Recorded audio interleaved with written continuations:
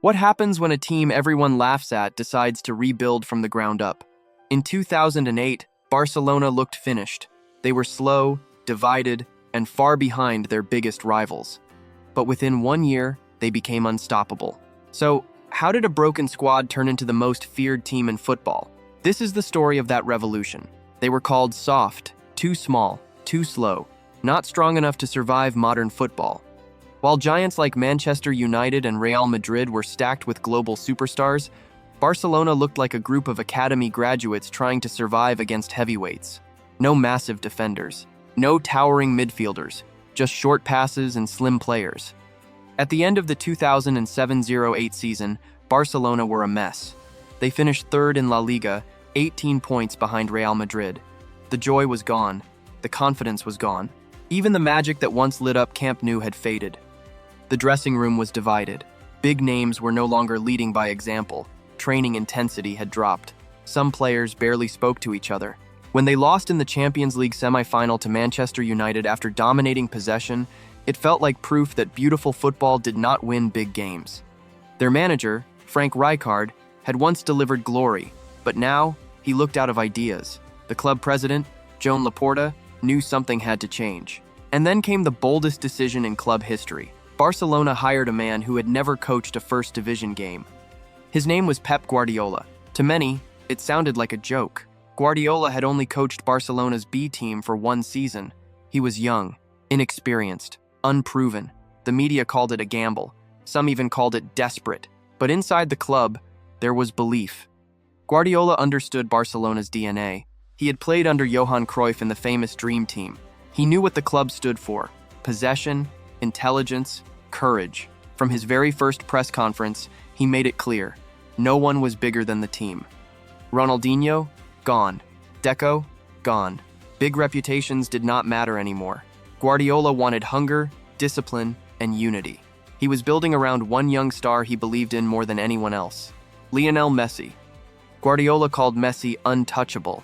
He saw not just talent, but destiny. The team would be built around his movement, his vision, his genius. But bold words mean nothing without results. The new era began badly. On the opening day of the 2008-09 La Liga season, Barcelona lost 1-0 to newly promoted Numancia. They dominated the ball. They created chances, but they lost. In the next game, they drew 1-1 at home. 2 matches, 1 point. Critics were ready. They said Guardiola was too idealistic, too obsessed with passing, too stubborn. Inside the locker room, doubts began to grow. Guardiola had one simple message: we are not changing. He believed in what he was building. Training sessions became intense and precise. Every drill had purpose. Players practiced tight passing in small spaces. They learned how to press together. They studied video footage to understand positioning.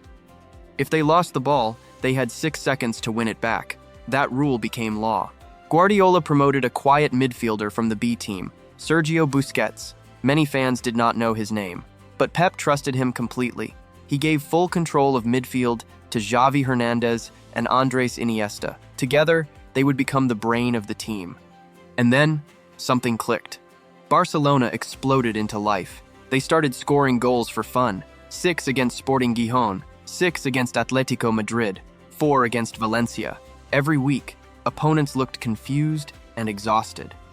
This was not just possession, it was control. They passed in triangles. They moved constantly. Every player understood space. When opponents chased the ball, they were already 1 step behind. Messi evolved. No longer just a winger, he drifted inside, dropped deep, and attacked defenders from every angle. He was impossible to predict. Up front, Samuel Eto'o rediscovered his hunger. On the left, Thierry Henry thrived in his new role. The front three combined speed, intelligence, and ruthless finishing. By mid-season, Barcelona were leading La Liga. They were scoring more than 3 goals per game. They looked unstoppable. But Pep's dream was bigger than Spain. He wanted Europe. The real test came in the Champions League semi-final against Chelsea FC. The first leg ended 0-0. The second leg at Stamford Bridge was brutal. Chelsea scored early. They defended with strength and discipline. Barcelona kept passing, searching for a gap, but time was running out. Controversial decisions filled the match. Chelsea players screamed for penalties. The tension was overwhelming. Barcelona had not even managed a shot on target. Then, in the 93rd minute, everything changed. Messi found Iniesta outside the box. Iniesta struck the ball perfectly into the top corner. One shot, one goal. Barcelona were through to the final. It was dramatic. It was controversial. But it showed something important. This team never stopped believing in its identity. The final would be against Manchester United, the defending champions led by Sir Alex Ferguson. They had stars everywhere, including Cristiano Ronaldo. Many thought Barcelona's small players would be overpowered. They were wrong. In Rome, Barcelona controlled the match from the start. After surviving early pressure, Eto'o scored the opener. Then came the unforgettable moment. Xavi delivered a perfect cross. Messi, the smallest player on the pitch, rose between tall defenders and headed the ball into the net. 2-0. Barcelona dominated possession. They outplayed the champions. When the final whistle blew, they had completed a historic treble: La Liga, Copa del Rey, and Champions League. In his very first season, Guardiola had changed football. But what made this team truly special was not just trophies, it was how they played. The world called it tiki-taka.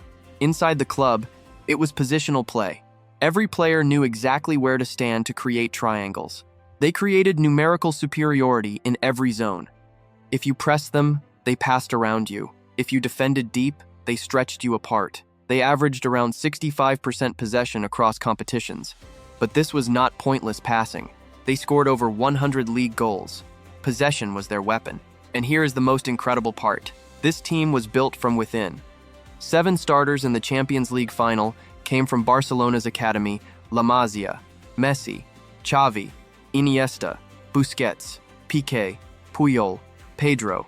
They grew up learning the same philosophy. While Real Madrid spent huge amounts on transfers, Barcelona trusted their youth. In the 2008-09 season, academy players played the majority of minutes. It was proof that belief in development could beat money. One of the most powerful moments of the season came at the Santiago Bernabeu. Barcelona defeated Real Madrid 6-2 inches their own stadium. It was not just a win, it was a statement. By the end of the season, Barcelona had scored 105 league goals and finished as champions. They had broken records, they had broken rivals. Most of all, they had changed how the world saw football. National teams took notice. Spain would go on to dominate international football using the same midfield core. Clubs across Europe tried to copy the blueprint, but copying the passes was easy. Copying the understanding was not. This Barcelona side moved like one mind. They trusted each other completely. They believed in an idea when others laughed at it. A broken team had become a masterpiece. A rookie manager had become a legend, and a group of small players had become giants of the sport. Barcelona 2008-09 proved that football could be art and power at the same time, that intelligence could defeat strength, that loyalty to a philosophy could conquer Europe. They were feared not because they shouted the loudest. They were feared because once they had the ball, you might never see it again. That season was not just success, it was a revolution. And it all started with courage, the courage to rebuild, to trust youth, and to believe in a style that the world doubted. If you enjoyed this deep dive into one of the greatest teams ever, make sure to like this video and subscribe to the channel for more powerful football stories just like this. See you in the next one.